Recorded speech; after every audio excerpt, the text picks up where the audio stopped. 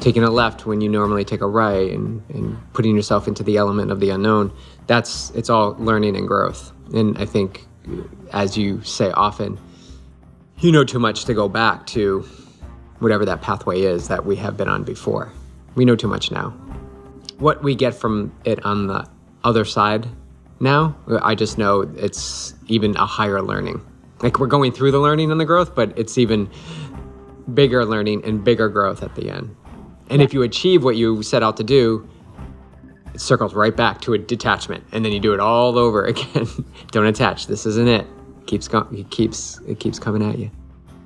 Make meditation your life, and set the intention is number one, and know that you're not going to be that good at it at first. You are going to do 10 minutes of meditation, and then you're going to freak out on somebody 45 minutes later. But maybe afterwards you're going to be like, oh my God, like, yeah, I listened to that Osho, and oh my God, and I just did it, and that was the vehicle, and okay. And I do this all the time, BJ. I'll come back and I'll be like, I could have been better. I could have been better on that. Okay. So now I take that, I put that in my could have been better file, and then I use that for later. Oh, here it is again, because it's going to keep coming. Here it is again. Okay, this time I'm going to be better.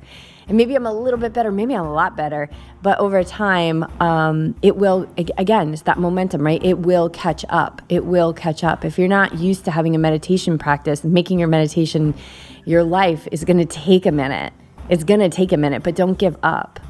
And it's okay if you freak out, or somebody freaks out on you, or you have a panic attack. Like, it's okay.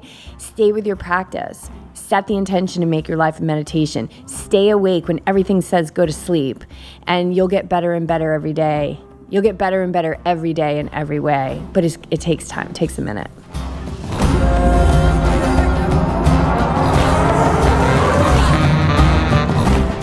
Welcome back to the Yogi Triathlete Podcast.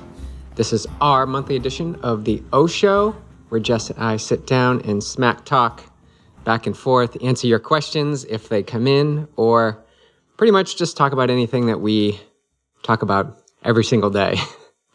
It's things that we go into depth with, and things that really resonate with us and our team and our community. And so this is our opportunity to share that with all of you. So welcome, everyone. And if this is your first time, go back and binge on previous episodes of the Osho. And on that note, season 3 of the Awake Athlete podcast was launched not too long ago. So please check that out and let us know your thoughts. Jess puts a lot of time into that. So much time that she was unable to do the intro, and she passed it over to me here today. So I took charge. All right, welcome to the show. Thank you, BJ. I appreciate that. I like this passing of the torch. Maybe I'll just take the whole thing over. Possibly. If not now, when? If not now, when? Exactly. You just got off the bike. What did you do for training today? So this morning, I woke up early, and because the pool up the street now, about a mile, has reopened their schedule, so they're open at 6 a.m., I'm getting back into the practice, which I ebb and flow through with getting a workout done first thing in the morning. So I got myself up to the pool, got an hour swim in, came back. Clark is on the move to his favorite spot. Yeah, good boy. More camera time. And then I hopped on the bike just before this podcast, did a 15-minute ride with 4 times 3 minutes at just above FTP on about 6 minutes rest. So plenty, double the rest, but high intensity, double the rest. So 3 minutes on, 6 minutes easy. What's FTP? It's your, basically it's how much power you can hold for an hour basically on the bike. So you do a test, you can do a 20-minute test, you can do a ramp test, and basically it gives you an idea in that time frame what you can hold for an hour, and then you do some math and you come up with what zones you can train at, just similar to heart rate. What's a ramp test? Ramp test is where you slowly increase the intensity as you keep pushing. Whereas the traditional test is just a 20-minute best effort, which is what you and I are most familiar with. Mm-hmm. Coming from our days of Boulder at the Boulder Center of Sports Medicine with Neil Henderson. I know. Our connections run wide and they run deep. Yeah. Yeah. That was a fun time in life, getting into triathlon, moving out to Colorado, thinking it was because we were going to snowboard all the time, and which we did do. We did a lot of snowboarding. We got a lifetime worth of boarding in that first winter, I think. And then finding endurance sports and realizing that that was truly the reason we were guided out there. It's really cool. And I think that when you stay open, and even though that was pre-meditation days and all of that, I can't speak for you, but I've always lived from this willingness to, follow my gut feeling or my heart or my intuition, whatever you want to call that. And if we can focus in on that and follow that, which requires taking risks because it steps you out of what you know to be true and steps you into what you have yet to discover, that it's always more expanded and, I don't know, I think more expanded, but also aligned. Like it feels like, yeah, snowboarding was so fun. I loved it. It was so fun. But the life I live now feels like the life I came here to live. And had I not been like, yeah, I'm out of here, I'm going to Colorado, and had you not said, oh my God, she's going to leave without me, I'm going to go too, we wouldn't be sitting here in front of these microphones, or maybe we would, or I don't know. I think there's a lot of parallel lives that are happening right now, but the one that I'm sitting in is the one that makes the most sense, which is so funny. Like you come into this commonsensical position in life that so many decisions that didn't make sense got me here. Yes. And I want to get to your workout this morning, but since we jumped into this, I've been really honing in on this concept. If I were to write out everything that you did up to this point, or, in the past 10, 15, 20 years, and I told you that 20 years ago and said, this is what's going to happen, would you jump on board for everything that would happen? Most likely not. The highs, the lows, the ankle that you sprained, snowboarding, the loss of our dogs, the moving back east, like all these things. If I'd scripted all that for you, you probably wouldn't be like, oh my God, that sounds awesome. Maybe you would. Most people, I think, would not. This is why we need to have the experiences to get us to this very moment that we're at, this joyful, appreciative, grateful moment in our lives where it's beautiful. It's beautiful right now. But everything, and it's always been beautiful to a level. But if I look back, there's definitely moments where I had resistance to what was happening. So my point is, things are going to come into your awareness as you move towards this tug or this pull to what fills you up more. And it may not be your current situation, but as you move closer to that, there's going to be moments and experiences and pathways that are not going to make sense. They're not going to feel good, possibly. They're going to ebb and flow, and it's okay. It's okay. In the end, you have to trust or work on the trust that it will get you to where you want to go. And so this is why you and I are here now, sharing the mics, doing a podcast, which if you had told me 20 years ago that I would have to be in front of all these people and speaking my truth and how I feel, I would say, no way. I mean, it was challenging for me in college to stand up and do a presentation in public speaking. I was so nervous. It was all about memorization. And I just wanted to get through it to get on the other side to, I don't know, go play basketball or something, right? Just get me through it. Now, I embrace and enjoy all the opportunities I get to feel that discomfort. The discomfort you shared with me just right before the podcast when you said, start it up, right? So there's a little bit of old BJ saying, no, I won't do that. But I know better. I know better. I know I will doing the intro. doing the intro. Yeah. I'll I'm work my way start through it it. up. I'm like, what did I tell you to start up? So does that make sense? Yeah. And I think you and I, like, we came together in this life, but like I came from the right and you came from the left. Well, the opposite, because Yeah. you're left-handed and I'm right-handed. It totally makes sense. Because my whole life I was jumping out of my skin to have adventure. Being in school from 7 a.m. till 2:00 in the afternoon used to make me crazy. Like I felt suffocated from this like standardized routine of growing up. So I think for me, like when you were saying like if we had said like all of these things that were going to happen, I probably would have said yes anyway. And that's just whatever. That's just the soul that dropped into this body. Just I think I've had a lot of adventure. But it was funny that you say that about what happened, after. And it's interesting that we're talking about this because today is the 17th of June. And just 3 days ago was like our 6-year anniversary of pulling out of our driveway and saying, we have no budget, no itinerary, no idea where we're going to live. Let's go. And one thing I did know about that trip, I don't know if I ever told you this. I knew we were going to have like a massive financial scare. I knew it. I absolutely 100% knew it. And, we went anyway, right? So I just knew it. I don't know how to describe it other than I had a knowing, but then I think the bigger knowing that I had was like, we're going to be okay. I knew we were going to be okay. And you said something about like, I think you said like gratitude for life. And it's interesting that you said that because my workout this morning was, on Fridays, I've been keeping like a 2-hour trail run.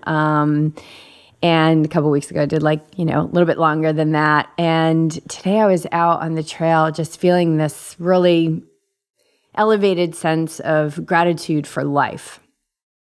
Yeah, for my life, but like for life, for life and the discernment that my life, like the life that breathes me, the life that lives me is always perfect. It's always intact.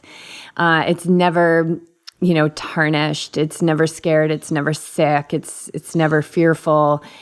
It's never impatient. And like our life is perfect. And if we can, I was thinking about how over so many years I've cultivated that relationship with that part of me that's breathing this body. And because of that, all those fluctuating circumstances in life, it doesn't take away like their intensity, but there's an ease about navigating life. And I was feeling a elevated sense of gratitude for that today. As even just in the last couple of weeks, we've had encounters with people who are in a lot of pain. And there's a lot of pain, there's a lot of suffering, and it puts me further into my purpose to not just walk the talk, but through any vehicle that our source or universe puts me into and says, share your teachings through your experience. I will do. Like I'm willing to do whatever I need to do to assist people in just easing that suffering, easing that pain. Because we're so powerful. We're so much more powerful than we think. And that was also playing into just this gratitude I have. It's almost scary how powerful we are, how we create circumstances in our life. And there's this saying that's like, well, it's meant to be this way. It's supposed to be this way. And that's completely incorrect. Things are the way they are because we created them to be that way. So let's give ourselves power. I've created my life to be a chaotic mess sometimes, and I've created it to be a complete delight. And how I navigate those things with the knowing that I am a powerful being, that really sets the stage for what's coming next. So yeah, so I did a couple hours on the trail this morning and just had this really amazing elevated sense of gratitude. And there was this like one part where I actually took a picture of it, where the trail was just really pristine, no rocks or anything like that. And it was in the middle of like a field, which has now gone to gold as opposed to green, when it's raining and things like that. And then right where you can't see the trail anymore because it goes down, you see the mountain, the volcano that's there in these local trails. And I just like laughed because I was like, this is so life. Like, we get onto this nice tidy little path where we have like a 401k and great insurance and a paycheck and all of that. And we like dismiss the fact that there's always going to be a mountain. So it doesn't matter if the trail is technical and messy, you're going to have a mountain. If the trail is perfect and clear and just that wonderful pitch to run on, there's going to be a mountain. Because this place that we live here, this earth, we're here to learn. The purpose of this world is to learn. So it's never, ever, ever going to stop. And I think that that's why I would have said yes, even if I knew all of the highs and the lows that we were going to navigate, because you can't escape the learning that you came here to experience. Yeah, I think that's an awakened athlete's mindset. I do. I think being out on the trail and being able to see those parallels is because you're awake. You're not on the trail with music, zoning in, hitting paces and work in intervals. And I think that's one way to go, and it's not wrong. But I think the more fulfilling, I'll say that word, fulfilling experience you have is when you're presently there through the entire experience on the trail and you're looking around, you're soaking it in, you're breathing the air, smelling the flowers, which I know you do often, and taking a left when you normally take a right, and putting yourself into the element of the unknown. It's all learning and growth. And I think, as you say often, you know too much to go back to whatever that pathway is that we have been on before. We know too much now. What we get from it on the other side now, I just know it's even a higher learning. Like, we're going through the learning and the growth, but it's even bigger learning and bigger growth at the end. And if you achieve what you set out to do, it circles right back to a detachment, and then you do it all over again. Don't attach. This isn't it. It keeps coming at you. Mm-hmm. Yeah. So that was the morning. Yeah, so that was the morning. It's now noon. Yeah. We're recording this podcast on another just day where we just have end of a week where we just have been filled with so much to accomplish and everything that we created. Mm-hmm. Yeah, absolutely. I think that the saying, careful for what you wish for is absolutely true, as opposed to the other one, like, well, I guess it's supposed to be this way. Nah, we're more powerful than that. But yeah, be careful for what you wish for. I remember we had Renee, she's been on the podcast Renee's been on the podcast, hasn't she? Renee and Philip? She came on with Philip the second time. Yeah. They are our yoga mentors back in Rhode Island. And I remember one day in class, she said, every thought is a prayer. Like, every thought is a prayer. And one of the laws of nature, but also like universal law, metaphysical law, beyond physical, because science eventually, our material scientists, they discover all the metaphysical laws within the manifestation of matter here on Earth. And it's cause and effect. So it really is like every thought, every word, every action, be careful for what you wish for. As Meditator Bob says, like, you better make sure you have a guard at the gate. Like, make sure your guard is at the gate, like watching which thoughts that you're going to choose to indulge. But that's, you could kind of be like, well, that's kind of scary. And I don't know, maybe it is. But you could look at it that way, or you could look at it like, okay, I'm going to get my guard at the gate and I'm really going to start watching like what I'm indulging. Because what we focus on expands. That's actually, it's funny you say that because I had that as a note to talk about. Like, all right, talk about this focus that we bring awareness to, good or bad, if we want to label it good or bad, what we focus on will expand. So if you're fearful of flying your bike on an airplane to go to a race, then you're bringing that energy into the flight that you're taking with you. If you're fearful of going into the ocean in an open water race and you're fearful of the seals or the sharks or whatever wildlife is down there, you're bringing and attracting that energy. Well, it may not manifest into a shark or whatever, maybe a jellyfish this time, or maybe it's just seaweed that you put your hand on and it kind of shocks you a little bit. So you're bringing in this element of stuff because you're focusing on it. So the alternative to this is to shift your awareness to something else. And why I'm saying this is right now, a swimmer that we're on the team is trying to swim around the bridge, the pier. And as she continues to train every week and slowly make her way further out, hasn't quite gotten around the pier, but more and more further out, what she's noticing is her attention is pulled away to, what is that? What is that? What is that underneath? And am I still swimming in the right direction? And what is that over there? And all these thoughts are coming in, and she's choosing to focus on something else, her breath. Another cue that we have is stroke, like a mantra, long, strong, calm, or count your strokes is another one. Count every 20 strokes. My point is you can take ownership, what you were talking about before, take ownership of the experience. This is my experience to have. I'm going to notice when my mind wants to wander, but I'm going to instead pull it back. And it's a relentless pursuit. So when we start to focus on that, we start to meet these experiences with more calm, because that's what we're focused on. If we're always focusing on anxiety, fear, doubt, then we're going to have fear, anxiety, and doubt come streaming in different areas of our day. And then we're going to be asked to navigate them. And are we going to fall back to the default path that we've created, or are we going to choose a different way?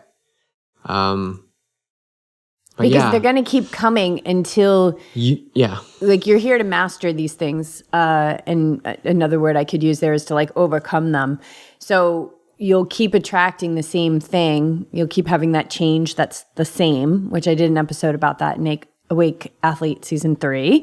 Are you changing to be the same? Which is oh God, doesn't that make you want to choke? It's terrible just to hear those words.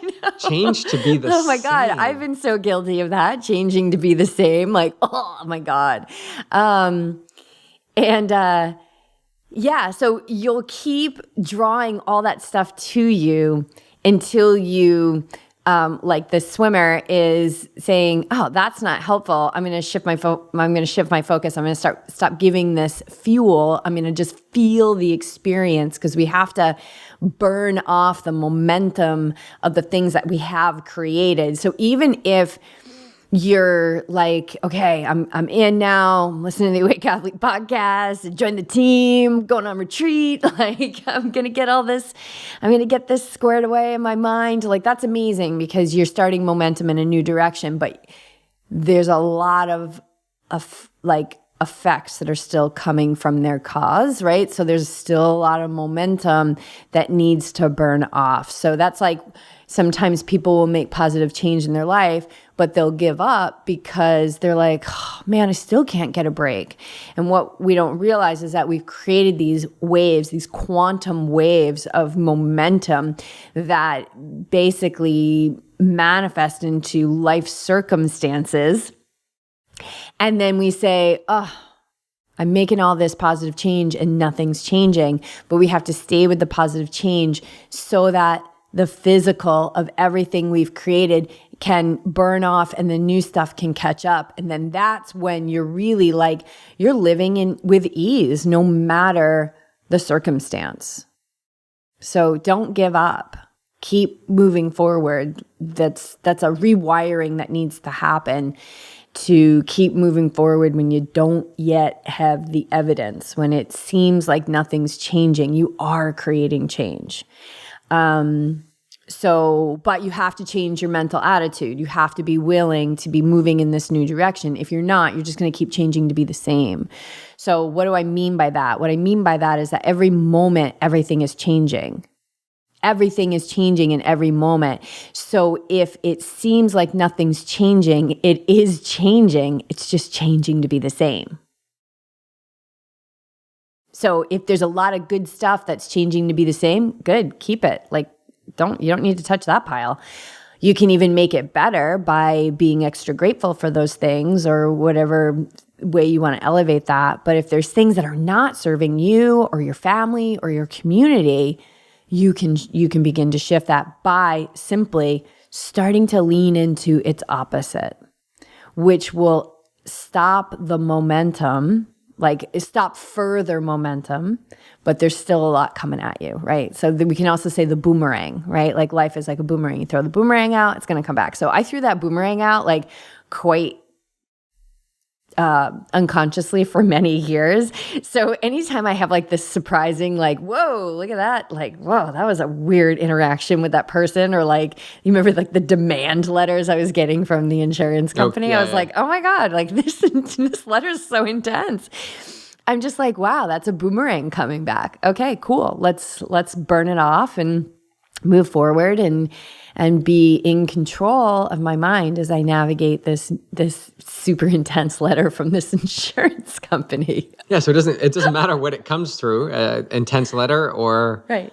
Seaweed in the ocean, right. or the waves that knocked us out the other day. Like, it doesn't matter what it is. It's going to keep flooding in every day. Yeah. Every day. That's why we're learning. We're learning and applying it. But if you don't apply, let's back it up. If you're not there to actually experience it, and to see, I saw you navigate this whole experience week after week after week, phone call after phone call. Come on, babe. It was month after month. Month after month. Like, it's going to keep coming until and your energy never rose above, on a scale 1 to 10, it was never more than a 2. Like, you're always like, okay, what's the next step I need to take?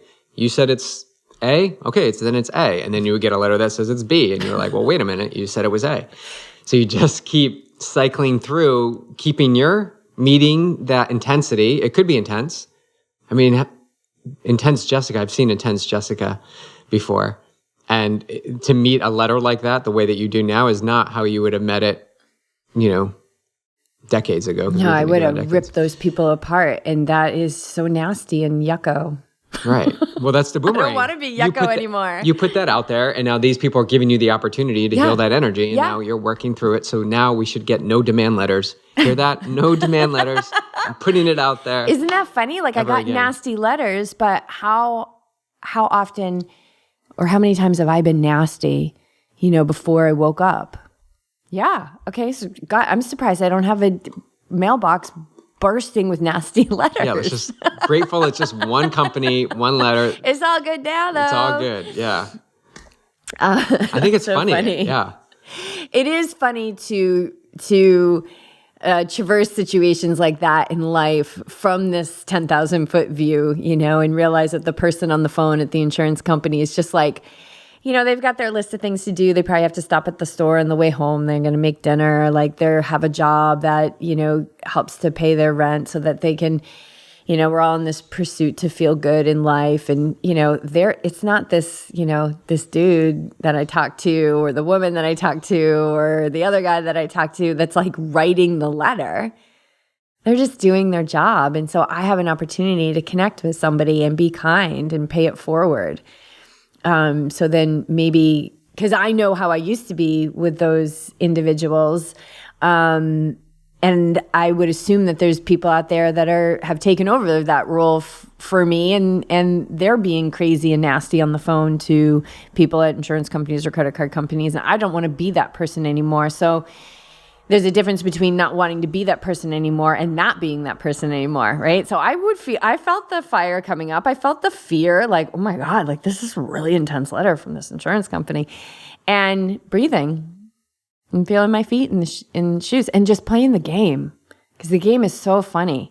The game is so funny. It's like, well, you got to yabba dabba do this, and then you got to yabba dabba do this, and then yabba dabba do this, and yabba dabba do this. And it's like, That's so funny. Why would you have to do all this stuff when you can just do this? But you just go, oh, you want me to yabba dabba do? All right. Yabba dabba do. Right. Play the game. So yeah, right. There's just so much less energy involved when you just... That's the ease. The ease. And it's not giving in. I wouldn't say it's giving in. It's giving into your own power. I was persistent. I was persistent. You didn't give the power to the insurance company. Mm-mm. Like that means, what does it mean, giving them power? That means that you're irritated or stressed or angry because they did something that attacked you. Okay. And your reaction is, how dare they do this to me? And I've got all this, cred and like ease and calm. Like how? But instead, you took the power back, which is the important piece there, where you said, I'm going to choose how I'm going to navigate and react to this, knowing that it's just a game. It's really just a game that we're playing. It's this movie of life. We all have roles. I play a role as a coach sometimes, and I play a role as, I think I joked about it the other day. I think we were doing a website, and I was like, oh, I'm a web designer for 15 minutes today. This is cool. I'm playing this role. I'm Clark's dog walker today. This is cool. And you keep playing these roles, never taking them too seriously. And I think, I know there's just more ease in life that way. And I recall just earlier this week too, I remember I responded to something in a completely non-BJ way, and I did it so quickly. It might have taken 5 or 10 seconds, and it just brought a wealth, a depth, an enormity of just like instantaneous relief, because I didn't indulge in it too long. I just nipped it right there with an easeful approach. But I think the nipping of something is your ability to do that is representative of the little bit every day over a long period of time that you've been doing for years. So when people told me 20 years ago, let it go, I wanted to hurt someone. Because how do you let it go? How do you let it go when you're being wronged? How do you let it go when somebody's being a jerk and you're not a jerk? How do you let it go? You can't just let that go. I couldn't just let that go. And that really was such a catalyst for the person I am today, the work that I do today, and who I am going to continue to grow into. Because really, I've joked many times, if one more person told me to let it go and did not give me the tools of how to let it go, I was going to end up serving multiple life sentences in a maximum security prison, because I was so on the edge, because people would just say, let it go. And I didn't know the how, right? So there was a part of me that was looking for step 1, step 2, step 3. But what I didn't realize was you let it go naturally as you lean into that spectacular being that you truly are. And that happens a little bit every day over a long period of time, when I close my eyes, shut my mouth, sit down, and stay dedicated in my practice, and not just sit in meditation and think about things, but sit in meditation and go deep into that spectacular being who I am. Then she begins to have more play in my life. And it's not even an effort to let things go. In a lot of things, I don't even have to let go because they just don't stick. I'm glad you connected it to your meditation practice, because that was another thing I was. Dude, I'm just pulling off your list of subjects here, and I didn't even see them. But meditating, maybe this is what I see too, is you have your meditation practice, but then you walk out into the world and you completely forget about everything that happened in those 5 to 60 minutes that you spent in calm and peace or chaos or thought. And you're talking you general, right? You're not talking you me. No, not you. Yeah, you. We people. As human beings. You've got a meditation practice. So my point is connecting what you're doing. The same thing with yoga. Connecting what you do on the mat with what you take out into the world. We feel this compelling accomplishment to check the box for doing the morning meditation or the yoga flow on the mat, and then we leave it, however long it was, and we enter the world, and we become anxious and we get fearful and we get angry and we get frustrated and we feed lack and we have sadness and things are flying at us in all different directions. And then we end up at the end of our day like totally exhausted because we just had all this energy and opportunity presented to us, but we didn't take advantage of any of the learnings or the opportunities there. And then we repeat the cycle again and we check the box for the meditation and yoga, and then we go out into the world and we have struggle seeing how we can change. So I think it's important to say that let's pick on anxiety, because that's it's almost like a buzzword. But I understand there's a lot of fear. I get it. Totally get it. But if you can consider for a moment, or maybe open up your journal and put some pen to paper on this, that anxiety is no different than holding Warrior 2 in stillness for 2 minutes. It's just the vehicle for the practice. So when the anxiety shows up, when the demand letter from the insurance company comes in, when the person gets into your face yelling and screaming, saying, "You made me feel this way," these are all vehicles for the practice. So make meditation your life and set the intention as number one, and know that you're not going to be that good at it at first. You are going to do 10 minutes of meditation and then you're going to freak out on somebody 45 minutes later. But maybe afterwards you're going to be like, oh my God, like, yeah, I listened to that Osho and oh my God, and I just did it and that was the vehicle. And okay. And I do this all the time, BJ. I'll come back and I'll be like, I could have been better. I could have been better on that. Okay. So now I take that, I put that in my could have been better file, and then I use that for later. Oh, here it is again, because it's going to keep coming. Here it is again. Okay, this time I'm going to be better.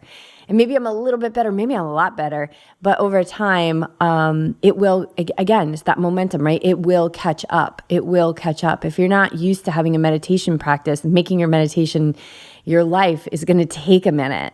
It's going to take a minute, but don't give up. And it's okay if you freak out or somebody freaks out on you or you have a panic attack. Like, it's okay.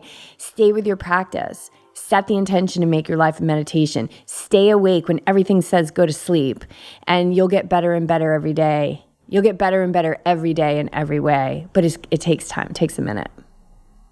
Yeah. Yeah, I think remove the time element back to a practice I really believe in or a belief I believe in. It's going to take time. I mean, you've created this life that you're in now, us specifically, for 40 years, for 50 years.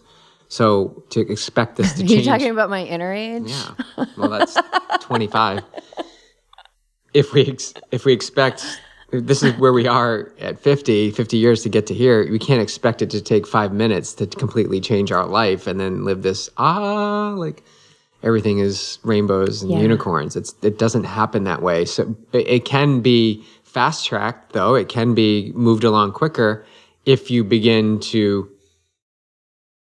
get off that highway of thought pattern and habits that you've created and begin to take some exits along the way and see like, oh, I can interrupt this superhighway and take a breath, take a moment and pause and say like, okay, do I want to get back on the highway or do I want to continue on this side road? And sometimes we're going to get back on the highway and sometimes we're going to take the side road, but we all know the side roads go back to the highway. So we can have those experiences so that eventually over time, maybe we're not on the highway anymore. Maybe we're just all taking back roads and side roads, and we're having this like experience with unknown that we just find is appealing to us. I don't know if that analogy makes sense, highway to side road, but it just came to me. Well, you'll have a chance to review it when you listen to this podcast before it launches. I'll just forward. You'd be like, John, can you cut that out, please? At about 40 minutes in, just... Yeah. Oh, I have a confession. Yeah. When I do remember, like in those early days of the Yogi Triathlete podcast, I definitely I still wasn't out of judgment of myself. And so there were times where I would take things out that I said so I could just sound better and I wouldn't have to live with myself. It wasn't that severe, but definitely I definitely was guilty of being like, oh, I wish I didn't say that. Oh, I don't have to say it. Highlight, delete. Good. Look at that. Doesn't even exist. I like what you said about it's going to take some time, right? To develop the new habit, but it only takes an instant to set the intention. And then within that, every choice you make, your new life or your new way of being or your enhanced way of being is always one choice away. So it doesn't matter if you screw up or your mind falls, you get this next moment and, oh man, this life is just so precious. That's the other thing I was thinking about today. It's just, that light can turn off at any moment. We just don't know how long we have, and or those around us. And I don't know. I just want to be the best I can be while I'm here. And as much as I want to fast track that, it's a work in progress. So have some grace for yourself along the way, which is easier said than done. But that too is a process. I forgot who said it, but really resonates with me, and I've used it in many texts to our athletes, is every choice is a chance, right? Every choice is a chance, and it's a chance to change. We have, I don't know how many choices we have in a day, but it's a chance. We have, I think, 1,440 moments in a day. Okay, I think there's 1,440 minutes in a day. And again, we are athletes. We are not mathletes. Right. But Liz on the team is a self-proclaimed I know. We need, math lover. You know what? Can we get an accountant or a mathematician to join the team, please, so we can talk about pool times and all that good stuff? I am going to pull this up right now to see how many minutes. But I like that, though. If you look at it, we're presented with so many opportunities. Mm-hmm. And it's what we choose to do with those opportunities that then begin to build momentum into reflecting what it is we want to achieve, or falling back into the default pattern, which is something that we've always done. So we're changing to be the same. I know. Doesn't that sound so gross? Sounds like weak coffee. It sounds like weak coffee. I know. Bums me out, man. I spent a lot of time you changing pay for that to coffee, and it's a little brown, and it's I think I'm way water. Off on this 1,440, which doesn't surprise anyone. Didn't I have some ridiculous math mishap in the last one? Oh yeah, 45 degrees is not a right angle.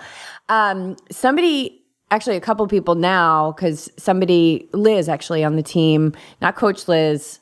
We got to get our name for Liz, but triathlete Liz, Spartan Liz, flipping truck tire Liz, I think it was her that was reading this book.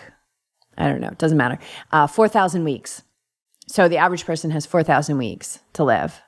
And, it's very much as people were telling me about it, actually, I think it was Nancy on the Costa Rica retreat that was reading it. And it's basically it speaks our language 100%. But if somebody's looking for another voice or, another perspective on the same darn thing we talk about every month here on the show, check out that book, 4,000 Weeks. What else do you have on your list? Well, two things, but I think I want to prioritize and talk about... 1,440 minutes in a day. There you go. You're right. I am the ego like that? Yeah, totally. Celebrate victory. 1,440 minutes. That's not math, though. That's just was my memory correct? It's the ability to use your fingers on a phone. Yeah, that's use true. Calculator or ask Google. What else is on your list? I was gonna talk about something important, but let's talk about it. Kind of, more human. Was fueling for your workouts. Yeah, we can touch this. Let's go. We talked to Elizabeth Impine, and I really thought there's been so many times in my life where I'm like, oh my God, this is it. this post just moved through me and the whole world is going to change. You watch. And I really thought the whole world was like every athlete was going to change when Elizabeth talked about REDS, which is like the long-term effect of not fueling your body and how devastating that is for your health. And yet I'm still hearing about athletes that are not fueling for their workouts. And so I would say take that into a massive swing in the opposite direction, like over fuel. Like you gotta make a significant shift if you're not fueling yourself for your workouts. So maybe we should just say how we fueled ourselves today. We can. I would like to go there, but I think the passion you may be experiencing too, which has been the momentum has picked up since the Pura Vida Cycling Challenge. You really walked away from that experience with love and joy and gratitude, but also with like, oh my God, like if I didn't fuel like I did, just constantly putting stuff and calories into my body, I would have been in that truck with Dan a little bit more often. Yeah, like every day. During those rides. Yeah. Yeah. I mean, you're so true. Like that really cemented. Because like looking at my bike training, look at my history as a biker, like, and then you look at those 5 days of climbing, it'd be like, what? You have no business going there and doing that challenge. But I knew I had gears on my bike. I knew my mindset is quite invincible. And I knew that my body has an incredible ability to metabolize nutrition when I'm training. I just have really good digestion. So, but I wasn't thinking like, I was going to do it. I don't know. I came off of that with this whole new, like, or elevated, this is kind of the word I've used a million times already in this podcast, but like this elevated awareness of how important it is to fuel the body.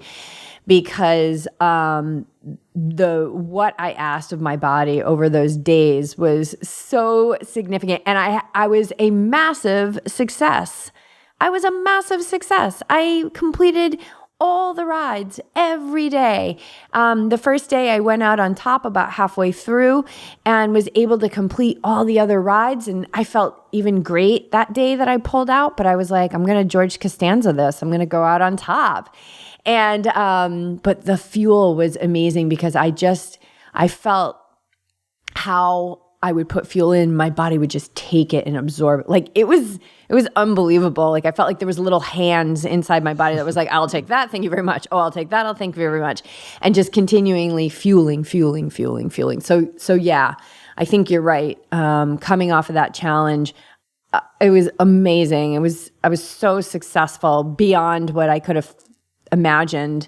And I was just imagining how I wanted to feel, which was, in community and feeling grateful and feeling strong, because, on paper it was like, oh my God, it was so unknown. It was so like, am I going to be able to do this? And, I didn't want to entertain that at all. I just wanted to be in community. Those were I had broad goals. Ride every day, things like that. But yeah, fueling, it's so important. So what did you have today? Woke up this morning and we had, I would say, how much quinoa do you think was in there? Maybe like half a cup, 3/4 of a cup. So I had like 3/4 of a cup of quinoa and I added some oat milk and I added actually a little bit of some raw oats. And then I heated that up. I put it in the microwave, which I'm not a huge fan of microwaving, but I put it in the microwave for about a minute, and then I put some granola on it, raspberries, blueberries, banana, sun butter, and some maple syrup, like a maple syrup drizzle, and I had that for my breakfast. And then I was going out. No, I would not have had that if I was going out for a track workout, but I was going out for 2 hours on the trail. And I know that this Friday trail run, I'm just kind of like, I'm chilling, man. I'm cruising. I'm hiking on the uphills. I'm not going crazy on the downhills. Like it's just kind of this chill, keep your connection to the trails and things like that. So I knew I would be fine having something that big. And then, so 2 hours on the trail. So I had that, probably hit the trails maybe an hour after eating that, maybe a little bit, hour and change. And then on the trail, I had a serving of Roctane, which is 250 calories over the course of those 2 hours. And then I had a gel. And then as soon as I got home, I had an Ezekiel wrap heated up, and I put a Hillary's burger in there. So a garden burger or a green burger, and then a ton of spinach and some hummus, and drink a bunch of water. So that was how I fueled my workout. And I know I'm going to be hungry. So probably after this, I'm probably going to make a smoothie with pineapple, banana, spinach, a half a scoop to 1 scoop of protein powder. I don't use a lot of that stuff, and oat milk. So I'll have that as like a second lunch. I like second lunch. I like second breakfast. I like second breakfast. Second dinner? Second lunch. No, I don't like second dinner because I don't like dinner. I like to go to bed. You know, I want my body resting, not digesting. So how about you? Yeah.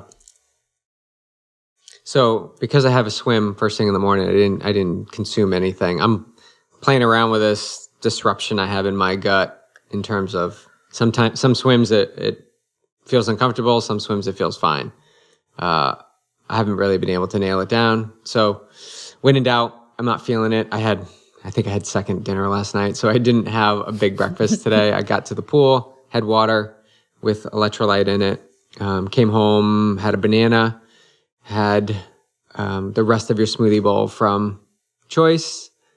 I had a bowl full of berries because I bought a 2-pound package of blueberries from Trader Joe's, and I've just been consuming like bowl after bowl of just eating berries. So good. I had a grapefruit, and then I did my live, and then I consumed afterwards 2 pieces of the super toast, super loaf, with peanut butter and chia. You know the works, peanut butter.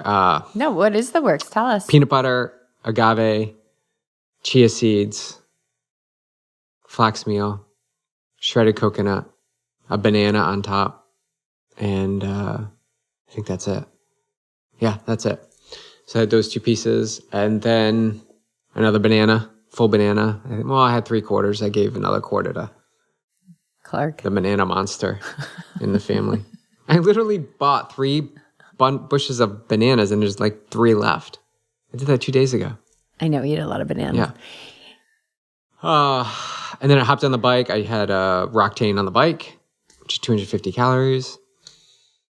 And then more blueberries after, because I had to get right to the podcast. But after this, I'll have a smoothie bowl.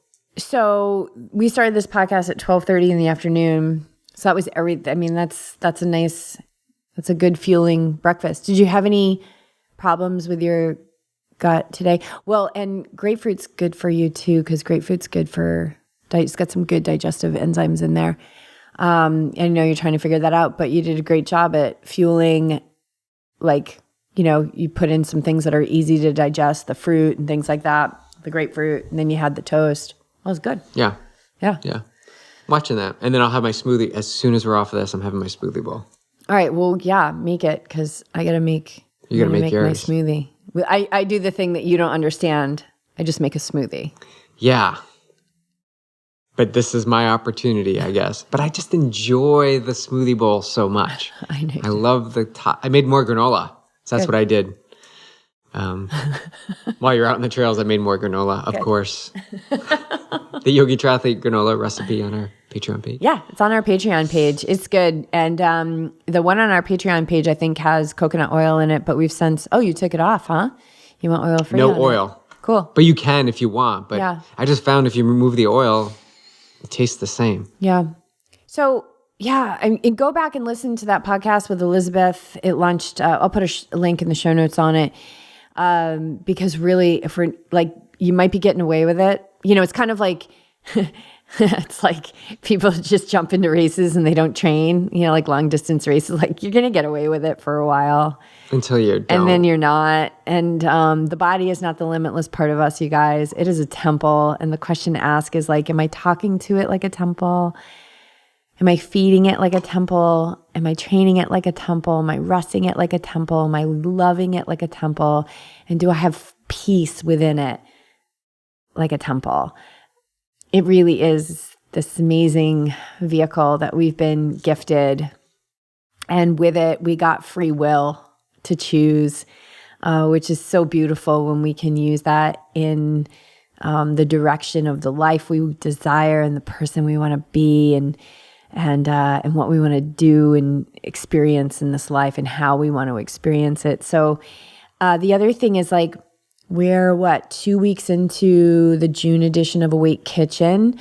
And we are recording all the cooking classes, and we are, so far it looks good, these 2 classes that we have. So we'll have 2 more classes, Chef Linda, and then that will be up for people to, purchase the program.